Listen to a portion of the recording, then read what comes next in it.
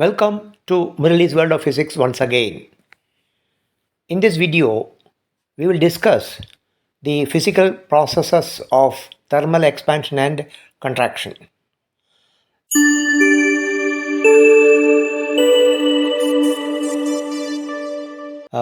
And we will also be discussing some common and familiar examples to illustrate the phenomena. Now, what is thermal expansion? This is an important effect of heat energy on materials, and they are caused by heating solids, liquids, or gases. The heating makes the particles composing the material vibrate more, for example, in solids, or it will make them move faster, as in liquids and gases. The net result is that the particles take up more space, and as a consequence, the substance expands. So, the expansion in the case of solids is illustrated here. We have the array of atoms in the lattice of the solid, and they have some mean vibration with respect to their mean positions at a particular temperature. When the temperature increases, they get more energy and they start vibrating with a larger amplitude. And as a result, the spacing between the adjacent atoms increases, and therefore the solid expands. In the case of liquids and gases, we have the molecules. All of them are in random thermal motions in different directions with certain average velocities which depends on the particular temperature. Now, as the temperature increases, again these average kinetic velocities increases, and as a consequence they move faster, and also the spacing between adjacent molecules increases, and therefore expansion results. So the material expands irrespective of whether it is a solid, liquid, or gas when the temperature is increased. So this is known as thermal expansion. Of course, just as materials undergo thermal expansion on heating, they also undergo the reverse process, that is thermal contraction, when they are cooled, that is when the temperature decreases. Thermal expansion is of three types, namely expansion in one direction, this is known as linear expansion in two dimensions, that is called area or superficial expansion, and finally expansion in three dimensions, that is volume expansion. Now, related to this expansion process, there is a characteristic property of materials, and that is known as coefficient of thermal expansion. So each material will have a distinct value of the coefficient of thermal expansion. What is coefficient of thermal expansion? It is nothing but the rate of increase of dimensions of the material per degree rise in the temperature of the substance. Since there are three types of expansions, there are also three types of thermal expansion coefficients. The coefficient of linear expansion, which is designated by the Greek symbol alpha, the coefficient of area or superficial expansion, beta, and the coefficient of volume expansion, which is represented by the symbol gamma. Now we'll take up the three cases separately. The linear expansion in solids. What is the coefficient of linear expansion? It is defined as the fractional change in the length per degree rise in temperature. So we have a rod of length L at a particular temperature T. And suppose we heat the rod so that the length increases by an amount delta L.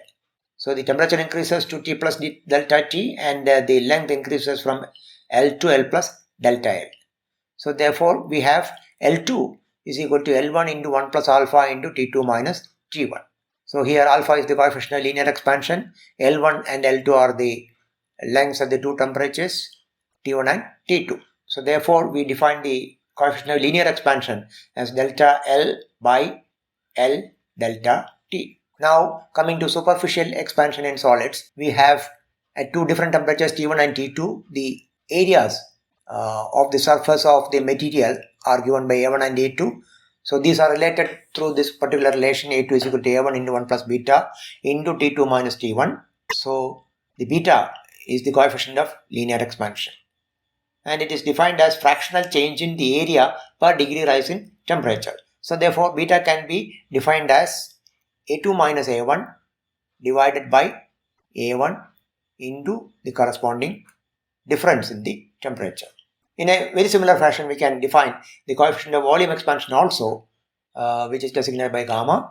So we have a very similar relation. V2 is equal to V1 into 1 plus gamma into T2 minus T1. So therefore from this one can get an expression for the gamma. So gamma is defined as fractional change in the volume per degree rise in temperature. Now area varies as L square, the square of the length, and the volume increases as L cubed, the cube of the length. So therefore we have the following relations which exist among the three thermal expansion coefficients. So beta, the area expansion coefficient, is twice the linear expansion coefficient, and the volume expansion coefficient is 3 times the linear expansion coefficient. Of course, as I mentioned, different materials have different values for these coefficients. In liquids and gases, unlike in solids, we have molecules which are ever moving randomly in different directions. The only restriction is that they are restricted to the dimensions of the containing vessel. On heating, these molecules acquire much larger velocities. Therefore, the expansion in liquids and gases is much more than in the case of solids. And naturally, the thermal expansion coefficients are much higher. Now, in the case of gases, we have two types of coefficients: the volume coefficient gamma V and the pressure coefficient gamma P. It depends on whether we try to keep the pressure constant and vary the volume, or keep the volume constant and vary the pressure. We have the corresponding expansion coefficients. Gamma V is equal to delta V by V into delta T, and gamma P is equal to delta P by P into delta T. This is a comparative table giving the expansion coefficients of various materials: solids, liquids, and gases. So you can look at these different materials: aluminum, brass, copper, gold, iron, invar, which is an alloy, lead, silver, glass, quartz. These are the values for alpha, and these are the values for gamma. So you can see that typically gamma is about 3 times alpha. In the case of liquids, you can see that the values are much higher as compared to solids, and for gases they are still higher. In fact, all of these coefficients are of the order of 10 raised to minus 6. The extent of thermal expansion, as we have already seen, is linearly proportional to the temperature. Hence, the property of thermal expansion is easily applied for measurement of the temperature, because there is a definite relation between temperature and the extent of expansion, and this is a linear one in most cases. So such instruments which measure the temperature are called thermometers. Mercury has some specialities which makes it suitable for the commonly used mercury in glass thermometers. In a mercury thermometer, a glass tube is filled with mercury, and a standard graduated temperature scale is marked on the tube on one side. With changes in temperature, the mercury expands or contracts, and the temperature can be read from the scale. The working principle of the thermometer is illustrated here. When the outside temperature increases, the mercury in the bulb expands, and the mercury column in the tube rises up, and the top level indicates the current temperature reading. In a similar manner, when the outside temperature decreases, the mercury contained in the thermometer contracts, its volume decreases, and as a consequence, the mercury level comes down in the tube. Now, a large number of examples can be quoted from our day-to-day lives which demonstrate the application and the importance of the processes of thermal expansion and contraction.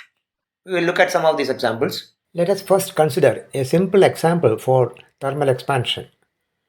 Now, this is an iron rod of initial length L at a given temperature T.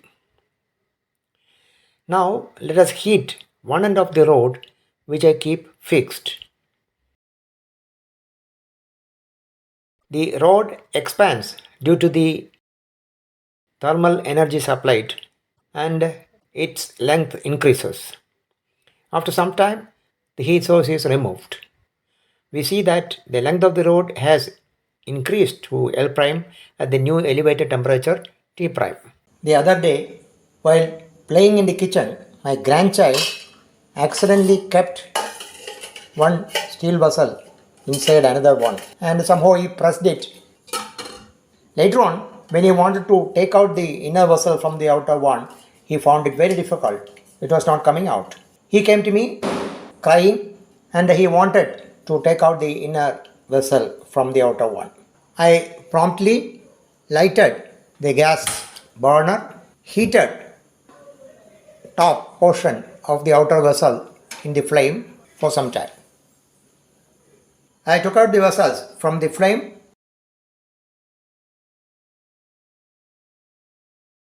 and then when I tried, I could easily remove the inner vessel from the outer one.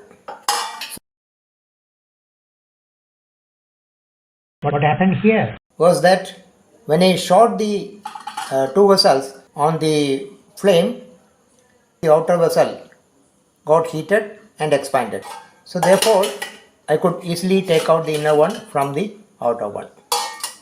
Somebody has thrown a closed, folded and empty tube of toothpaste into a heap of burning waste materials.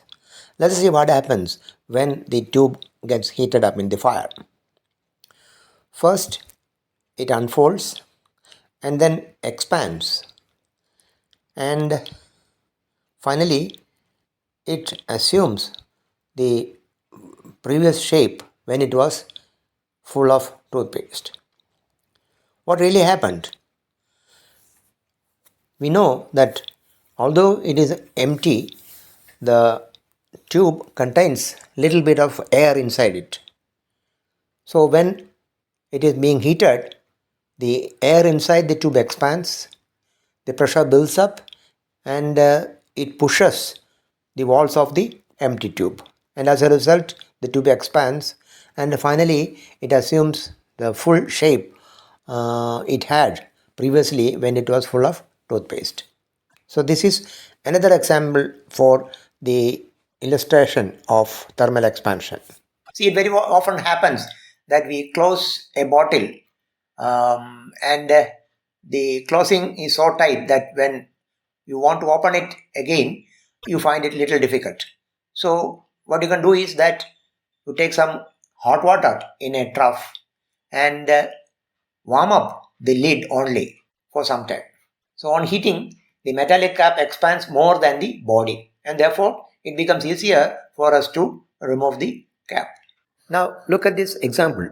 This is our age-old friend, the electric incandescent bulb, which had been lighting up our living and office rooms and roads for almost 2.5 centuries, since Edison invented it in 1879. It belongs to a fast disappearing species, being replaced by the CFL first and recently by the LED bulbs. Everybody knows that a sizable chunk of the electric energy that we supply to the bulb is wasted in the form of heat.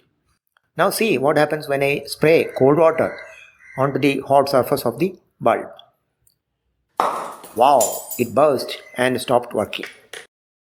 The physical explanation of the observed phenomenon is that the hot filament lamp has its surface in an expanded state. When cold water is locally supplied to a small portion of the bulb, there is local contraction of the material and therefore as a result the surface cracks and the bulb bursts. Once the bulb bursts, the filament will burn out and the light will stop functioning. In certain electrical circuits, we make use of what are known as bimetallic strips, which are used to make and break the electrical contact depending on the temperature. The electric iron is a common and familiar household appliance which uses a bimetallic strip to control the temperature of the base plate of the device, depending on the fabric of the clothes being ironed. In this equipment, we can set the temperature by adjusting the position of a control knob.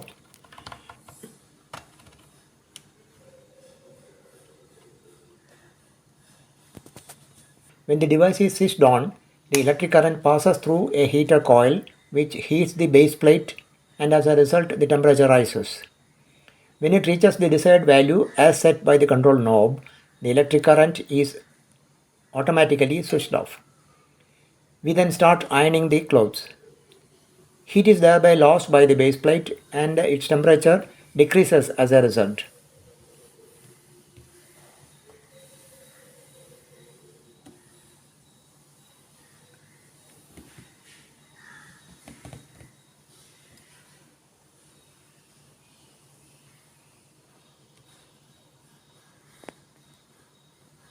When the temperature falls little below the set value, the iron is automatically switched on once again and the process is repeated. So as the name suggests, the bimetallic strip consists of two dissimilar metals. For example, steel and copper. So they are joined together like this, and one end is fixed and the other end there are electrical contacts which is flexible in the sense electrical contacts which can be taken up or down so that the contact will be made or broken. So we can take the electrical connection from the fixed side and the loosely connected side. So when heat is applied to the bimetallic strip, the two materials, say steel and copper, expand to different amounts, and as a result, there is a bending in the bimetallic strip. There is a bending in the bimetallic strip. Therefore, the spacing between the contacts on the other side increases. So, therefore, naturally, the electrical contact will be broken. When the temperature returns to the original value, the two metal strips contract and they come back to the original position and the electrical connection is once again established. So in this fashion one can use these in several equipment for making or breaking the electrical contact depending on the temperature of some body or the atmosphere. Of course this has to be sensed by some appropriate sensor and that should be provided to this particular bimetallic strip. While laying railway tracks, you must have noticed that they give some gap between the adjacent rails. Now this is purposely provided because the iron rails will expand in summer and that the gaps allow space for this expansion. Now if this is not done, the rails may expand and buckle and that may lead to serious train accidents. Well, this is something which the modern people may not be able to appreciate. This is the age-old pendulum clock. So here the time is controlled or measured by means of the oscillations of a pendulum. So what is a pendulum? This is a metal strip at the end of which we have a bob and this will oscillate back and forth. And the period of the oscillation of the pendulum is given by this relation T is equal to 2 pi square root of L by G. But L is the length of the pendulum from the point of suspension to the middle of the bob and the G is the acceleration due to gravity. Now the pendulum of a clock is usually made of ordinary metal and it will expand and contract due to variations in the temperature. In summer, the length of the pendulum increases and of course in winter it will decrease.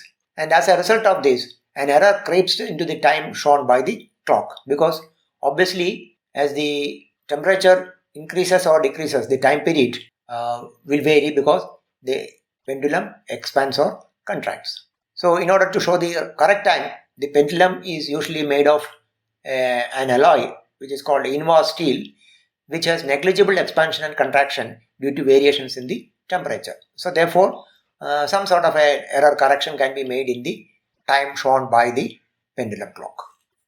While constructing cement roads using concrete slabs, a small gap is left between two adjacent slabs. This is similar to the rails of the railway tracks. So here the concrete slabs undergo thermal expansion during summer. So these are the cracks or gaps between the concrete slabs. So the gap allows space for this expansion. So when this metal slab expands, it can expand without obstruction. If these gaps were not left, the concrete slab would crack during summer due to thermal expansion. Now, electrical power lines and telephone lines sag during summer due to thermal expansion. It is also possible for them to break during winter if there is no allowance for them to contract. For example, this is during the summer season, the lines or the cables sag, whereas when the winter sets in, they contract and therefore they become more tight. So if the allowance during summer is not enough, then in the winter when they contract, the lines may just snap. So for that purpose, by laying the lines in summer, they are purposely made to sag like this. Now, water is quite different from other liquids with respect to its expansion properties. What is this? Say here two graphs are shown and which demonstrate the anomalous behavior of water. On the one graph, we have the volume of 1 gram of water, of course in centimeter cubed, as a function of temperature. When the temperature increases from 0 onwards, you can see that the volume of 1 gram of water decreases, reaches a minimum around 4 degrees and then increases. So this is normal behavior, but below 4 degrees it is slightly abnormal behavior. So water has the minimum volume and thereby the maximum density. So here actually it is the density. So that is maximum around 4 degrees. So this is of special importance, which helps preserve aquatic life during very cold weather. So this is illustrated here. When the temperature falls during winter, the top layer of the water in the water bodies contracts, becomes denser and sinks to the bottom.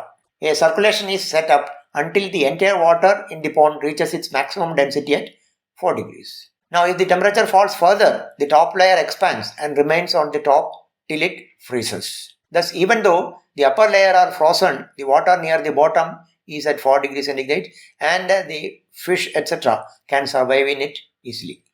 So within the water body, below the surface, we have water at 4 degrees centigrade, which is more or less comfortable for the living organisms. So the ice on the top acts as a sort of thermal insulation so that the temperature is maintained constant around 4 degrees in the major body of the water. Here we have another illustration of the effect of the anomalous behavior of water. Some people are in the habit of drinking cold water. One day, one of my friends who belongs to this category had visited me. I usually do not keep cold water in the fridge, so I kept some water in the freezer of the refrigerator sometime before my friend arrived, so that it will be cold by the time he came.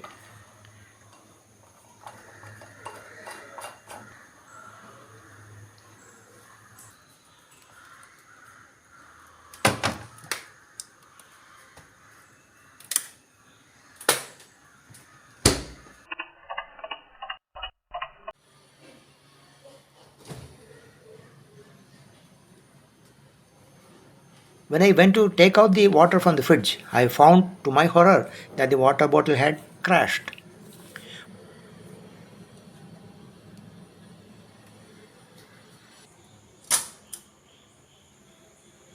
What really happened was that the water had become solid ice at sub-zero temperatures, and as you have already seen, it has undergone thermal expansion below 4 degrees centigrade, and this caused the bottle to crash. So therefore, if you want to keep water inside the refrigerator for quick cooling in the freezer, then it is always advisable that we keep some empty space above the water surface to allow for the expansion of the ice. I will end this video at this point. If you like this video, kindly click on the like button and share with your friends and relatives, and also with your different groups. If you have not already subscribed to my channel Murali's World of Physics, kindly do it now. And please don't forget to click on the bell icon so that you will receive notifications in future about my upcoming videos. I'll be back soon with yet another video on basic principles in physics. Till then, goodbye.